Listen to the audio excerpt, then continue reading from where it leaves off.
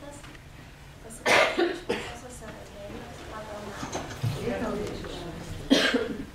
Jei tavo brolis tau nusikalstų, eik ir bark jį prie 4 akių. Jeigu jis paklausys, tu laimėjai savo brolį. O jei nepaklausytų, pasiimk su savimi dar 1 ar 2, kad visa byla remtųsi 2 ar 3 liudytojų parodymais. Jeigu jis ir jų nepaklausytų, praneš bažnyčiai, o jei nepaklus tie bažnyčiai, tebūnie jis tau, kaip pagonis ir muitininkas. Iš tiesų sakau jums, ką tik jūs surišite žemėje, bus surišta ir danguje, ir ką tik atrišite žemėje, bus atrišta ir danguje. Ir dar sakau jums, jeigu kas iš jūsų susitars žemėje dviese, melsti kokio dalyko, jiems mano dangiškasis tėvas jį suteiks. Kur 2 ar 3 susirinkę mano vardu, ten ir aš esu tarp jų. Girdėjote Viešpaties žodį. Šlovė tau, Kristau. Ačiū Patricija už paskaitimą Evangelijos ir pasiklausykime, kągi sako šiandien žodis tarp mūsų. Taigi rugpjūčio 14 diena, kaip žinote, šiandien yra. Ką tik jūs surišite žemėje, bus surišta ir danguje.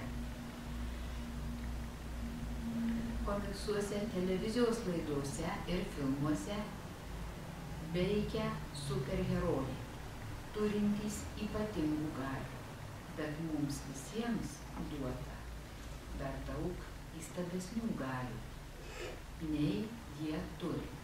Tik ar mes tuo naudojamės? Mums duota tikra, nerašytų plunksnus ir neprogramuotų vaizduotės sukurta galia. Surišti ir atrišti dalykus čia, žemėje, su dangaus aukštybės siekiančia jėga. Štai kokie galingi yra mūsų žodžiai. Mes galime skleisti atleidimą aplinkiniams žmonėms, kaip kad Dievas jį skleidžia mums. Be to, mes galime jį skleisti ne tik žodžiais, bet dar ir mintimis bei savo širdies nuostatomis. Pagalvojame, kokią mes galią turime. Paklauskime savęs, ar dažnai kalbu arba mąstau negatyviai, žeidžiančiai ar teisdamas kitus. Į šį klausimą aš galiu atsakyti tik pats savo. Galbūt mūsų žodžiai atrodo nežeidžiantis, netgi neutralūs, arba mums atrodo teisingi, bet jie turi galią surišti žmones ir laikyti juos supančiotus su tuo, ko reikėtų atsisakyti. Gal mes savo mintimis ir žodžiais labai daug ką padarome blogo. O dabar paklauskime savęs, ar dažnai tariu aš atleidžiančias, dovanojančius, laisvinančius, gerumų sklindančius žodžius, ar tariu šalia esančiam, ar pagalvoju apie tai. Šie žodžiai tikrai yra be galo galingi, ir žodžiai ir mintys. Ir Dievas girdi kiekvieną tokį mūsų ištarimą žodį. Taigi kokias galias mes turime. O dabar tą patį pritaikykime savo. Ar dažnai sakau savo, esu kvanktelėjęs, bukagalvis, nevykėlis. Ar dažnai peikiu save, kad prastai rūpinuosi šeima, nevykusiai dalyjuosi Evangeliją, nemoku skaniai ruošti maisto. Save smerkti yra ne mažiau žalinga nei teisti kitą. Tad kodėl ir save surišame su tais dalykais, kurių tikrai nekenčiame. Paklauskime savęs, pamastykime, ką šiandien sako mums Viešpats ir kokias galias mes turime ir kaip mes save baudžiame. Verčiau laisvinkime save ir aplinkinius. Užuot sakę, esu labai kritiškas, sakykime, galiu būti toks gailestingas, koks gailestingas yra Dievas. Ir 100 kartų netinkamai pasielgę sakyk. Pats savo ir kitiem, kitą kartą pasielgsiu gerai. Arba man tai sunku, Jėzau, ateik man padėti. Paaugliai įsidirbinėja, vairuotojai nemandagiai elgiasi kelyje. Susimk ir siųsk jiem ramybę, o nekelk ir teisk juos. Nekritikuok juos, skelbk Dievo meilę, tark gyvenimą teikiančius žodžius, o ne gyvenimą naikinančius žodžius. Stenkis išlaikyti laisvinančią ir dovanojančią širdies nuostatą. Naudokis šią įstabią galią atleisti, kurią Viešpats tau davė, kai tu atėjai į šį pasaulį.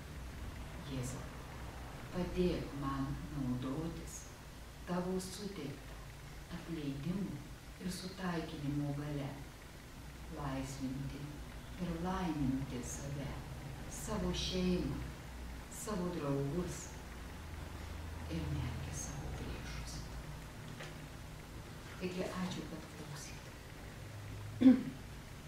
Aš manau, kad mums kiekvienam yra apie ką pamąstyti. Iš tikrųjų, manau, kad mums kiekviename didelė Dievo dovana, kad mes galim čia ateiti. Didelė Dievo dovana, kad mes galim išgirsti kiekvieną rytą šventojo rašto pamokančių žodžius. Ką mums moko kiekviena diena? Mums moko tik tapti geresniais, malonesniais, gailestingesniais. Ir pagalvokime, kiek mes galime padėti savo, kiek mes galime padėti šalia esančiam, kiek mes galime padėti ir visiems mūsų aplinkiniams, kas mūsų. Tad iš tikrųjų šiandien ypatingai dėkokim Viešpačiui už šitą dovaną, kad jis čia yra su mumis, kad mes turim galimybę išgirsti. Ir melskime, kad siųstų mums, suteiktų mums tiek išminties visiems. Siunčiant šventąją dvasią į mūsų širdis, kad mūsų sprendimai būtų ne pagal mačių mūsų ribotą protą, o pagal Dievo valią. Melskime mes taip pat šiandien ir už mūsų popiežių Pranciškų, prašydami jam dvasinės stiprybės, kad jis stiprintų viso pasaulio žmonės. Melskime mes taip pat šiandien už visus vyskupus, kunigus, kad jie taip pat stiprintų mūsų žmonės. Melskime mes taip pat už mūsų prezidentę, melskime už mūsų valstybės vadovus. Nekritikuokime juos, o melskime už mūsų švietimo ir mokslo ministrą, prašydami jiems suteikti išminties, kad jų sprendimai būtų sprendžiami mūsų tautos labui. Melskime už mūsų žmonės, už mūsų bendruomenę, už mūsų artimuosius, už tuos, kurie čia ateina mokytis pas mus. Ne taip sunku padovanoti gerą žodį, ne taip sunku nusišypsoti, ne taip sunku neteisti ir kritikuoti, ne taip sunku visą laiką blogos pusės tik ieškoti. Ieškokime gerų pusių. Pagalvokime, kiek mums Dievas davė.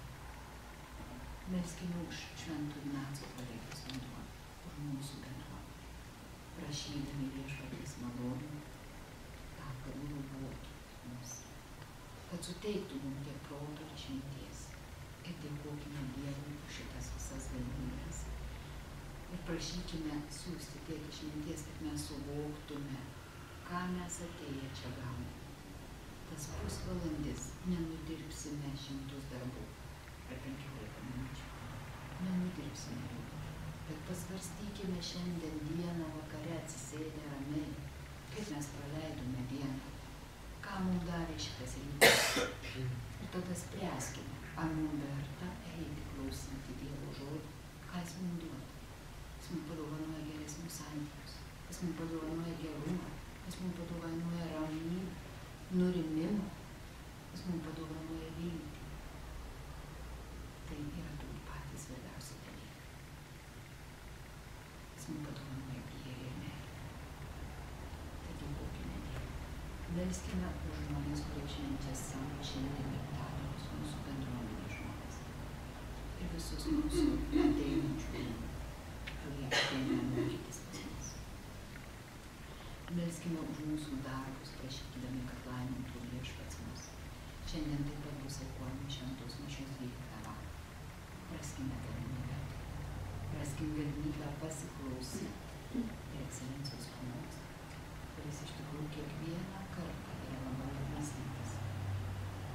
Jeigu žmogus visą savaitę ruošiasi tam, tai pagalvokime, ką mes galim iš to pasiimti. Kiek mes galim pasinaudoti savo gyvenimą, bet ar mes klausom, paklauskime savęs. Mes turim galimybę ateiti dar ir dar kartą čia viską persiskaityti. Turime galimybę išgirsti vietoj to, kad mes galbūt vedžiojame apkalbas. Kaip tas atrodo, kaip tas to nedaro, kaip tas to neklauso. Pagalvokime.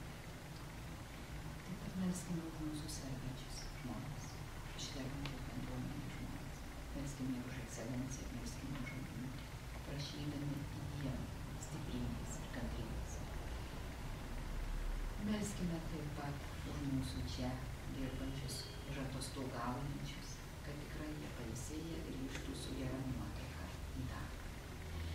Melskime mes taip pat už mūsų išėjusius žmonės.